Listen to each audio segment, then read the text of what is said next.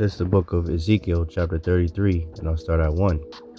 Again, the word of the Lord came unto me, saying, Son of man, speak to the children of thy people, and say unto them, When I bring the sword upon the land, if the people of the land take a man of their coast and set him for their watchman, if when he seeth the sword come upon the land, he blow the trumpet, and warn the people.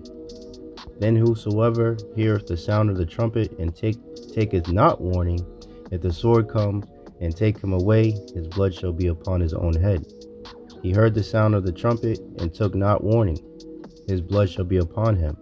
But he that taketh warning shall deliver his soul.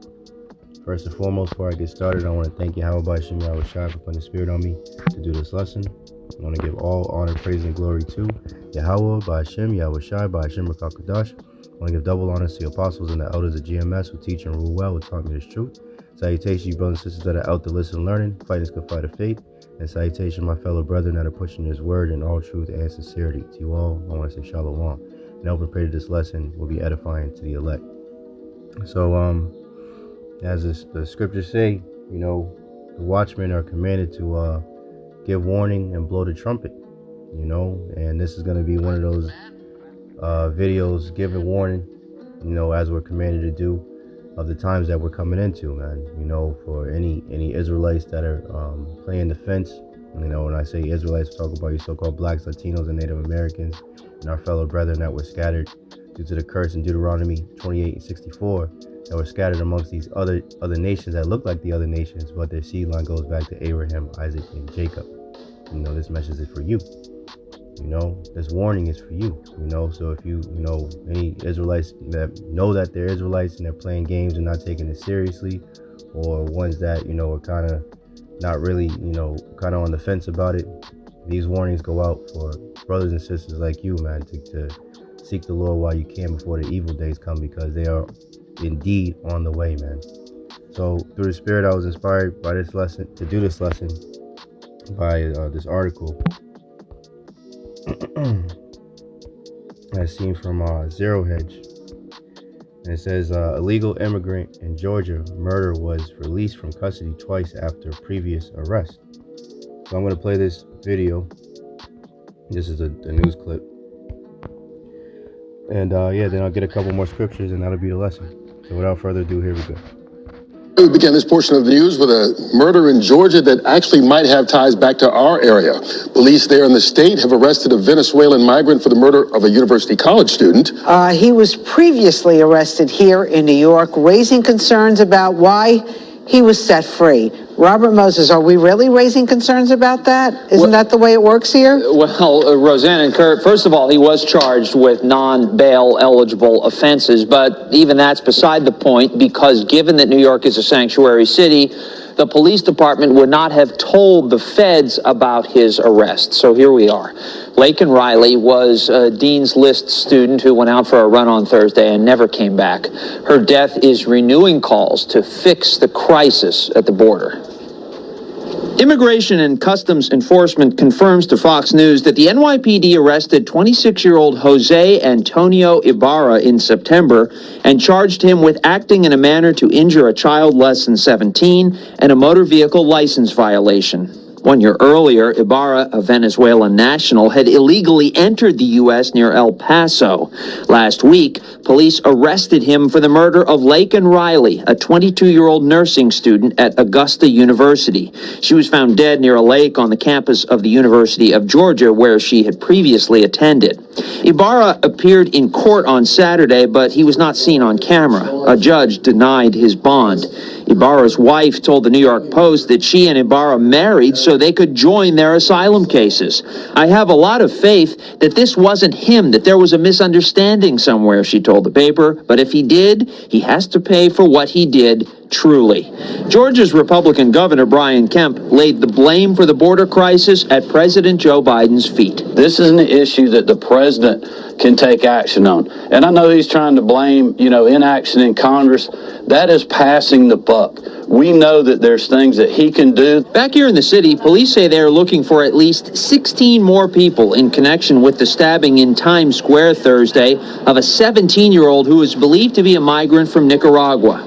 The NYPD released these images of outstanding suspects. 6 people have already been arrested for their roles in the stabbing. Police say the suspects punched and kicked the victim and stabbed him in the back. He was taken to Bellevue Hospital in stable condition. Police say the suspects were last seen entering the Times Square subway station. President Biden. As you brothers and sisters can see, man, these incidents are happening more and more frequently, and they're becoming more and more intense.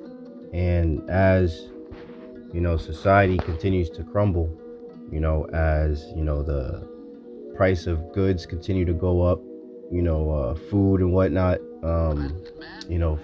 once food scarcity starts, really hitting, these different stores, once the famines really start to hit, and all these atrocities, these plagues that are going to hit Egypt really start hitting the people, it's going to be all out chaos, man. And with them bringing in, all these new people from all these different countries, that aren't tracked, aren't traced, they're giving them money. I read that the mayor over there in New York, Eric Adams, is planning to give each migrant $10,000. So and I've been hearing different reports that a lot of the migrants that are coming in are released from prisons from their countries. So it's going to be a real life purge situation out here in the very near future, man. So in this video is to warn of the only way to be protected in that time is to have Yahawah Bahasham Yahawashi on your side, man. This is Jeremiah 30:7. It says, "Alas, for that day is great, so that none is like it. It is even the time of Jacob's trouble, but he shall be saved out of it." And that he is the ones that come back to Yahawah Bahasham Yahawashi, repent, and truth and sincerity, man. Seek the Lord 10 times more. The ones that the Lord will put that hedge of protection around, man. Let's see, it says Psalm 91:7. It reads, 1,000 shall fall at thy right side, 1,000 shall fall at thy side, and 10,000 at thy right hand, but it shall not come nigh thee. Right? So check this out real quick, because people are going to be dropping like flies all over the place, because it's going to be all out chaos, man.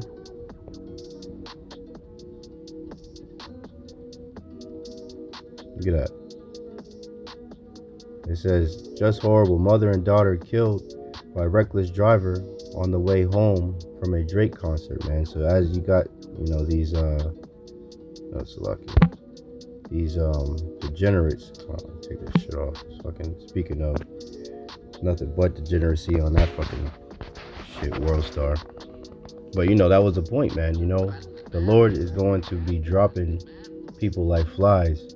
They already have been dropping, but even more so in the very near future, man. It says, Psalm 91:7, 1,000 shall fall at thy side, and 10,000 at thy right hand, but it shall not come nigh thee. Only with thine eyes shalt thou behold and see the reward of the wicked. Because all these judgments were created for the wicked, man. We us of the hopeful elect, we're hoping to be have received salvation. We're hoping to be saved from this. We're hoping to be protected, have that hedge of protection around us. It says, because thou hast made the Lord Yahawah Bahasham Yahawashi, which is my refuge, even the Most High thy habitation, there shall no evil befall thee, neither shall any plague come nigh thy dwelling. For he shall give his angels charge over thee, to keep thee in all thy ways, lest they shall bear thee up in their hands, lest thou dash thy foot against a stone. Yeah, and that's pretty much the point, man. So you want to be protected in these times that we're coming into, man, because it's going to be hell on every side, man. In Ezekiel 9 and yes, I'll start at 4. Ezekiel 9:4, and the Lord said unto him, go through the midst of the city, through the midst of Jerusalem, and set a mark upon the foreheads of the men that sigh and that cry for all the abominations that be done in the midst thereof. And that mark, the Hebrew word is tawar, which means exemption from judgment. And this is what we hope and pray for. And to the others, right, that don't have that exemption from judgment, right, he said, in mine hearing, go ye after him through the city and smite. Let not your eyes spare, neither have ye pity. Slay utterly old and young, both maids and little children and women, but come not near any man upon whom is the mark, and begin at my sanctuary. Then they began at the ancient men which were before the house, man. You know, so Yahawashi is going to start sending these angels, these death angels, to start getting busy out here, man. But the Lord said to the angels, don't come near any man that has that thawar, man, that exemption from judgment. Instead, we want to have the angels, right, to bear us up in their hands so that we don't hurt ourselves, man. You know, as the scriptures say, let's get it.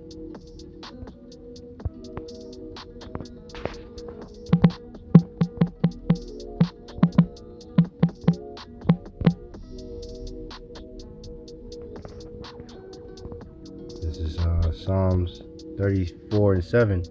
The angel of the Lord encampeth around about them that fear him, and delivereth them, man. So this is the side of history that you want to be on, man. You know? Ecclesiasticus 5:7. Make no tarrying to turn to the Lord. Right? Don't put off from day to day. Right? It says, and put not off from day to day, for suddenly shall the wrath of the Lord come forth, and in thy security thou shalt be destroyed and perish in the day of vengeance, man. And we just seen that video over here on World Star. To see if I can find it. Salakia for all the folly. It's fucking bullshit in this. There we go. Mother and daughter, boom. Suddenly in thy security shall thou be visited, man. So unless you want to be this, you know, when the Lord comes, man, you better seek Yahawah Bahasham Yahawashi before the evil days come. That's indeed an evil time right there, man. Ecclesiasticus 5:7, once again, make no tarrying to turn to the Lord, and put not off from day to day, for suddenly shall the wrath of the Lord come forth, and in thy security thou shalt be destroyed and perish in the day of vengeance, man. And last scripture, Ephesians 5:15. See then that ye walk circumspectly, not as fools, but as wise, redeeming the time, because the days are evil, man. So there is no time to be pussyfooting around, man, with returning to Yahawah Bahasham Yahawashi, man, because all hell is really literally about to break loose at any moment, man. It's not a matter of if, it's a matter of when. And measuring the time diligently in itself, as we were commanded to do, all the signs point to something major ready to happen in the very near future, man. So what manner of person are you to be, man? You know, in all holy conversation, you know, and seeking your power, you know, while the doors of mercy are still open onto you, man. You know, because it's about to be a rough road, man. As it says in Daniel 12:1, it's going to be a time such as never been since there was a nation, man. So that's pretty much it. You know, I hope and pray that this lesson was edifying. In closing, I want to thank Yahawah Bahasham Yahawashi once again for putting the spirit on me to do this lesson. And I want to give all honor, praise, and glory to Yahawah Bahasham Yahawashi Bahasham Rakakadash. I want to give double honors to the apostles and the elders of GMS who teach and rule well, who taught me this truth. Salutations to you brothers and sisters that are out there listening and learning, fighting this good fight of faith. Keep fighting, keep striving, keep pushing. We're almost out of here. And salutation to my fellow brethren that are pushing this word in all truth and sincerity. To you all, I want to say shalom. I want to say a Baba Ball and Kwam Yasharal. Hey, shalom. To the next one.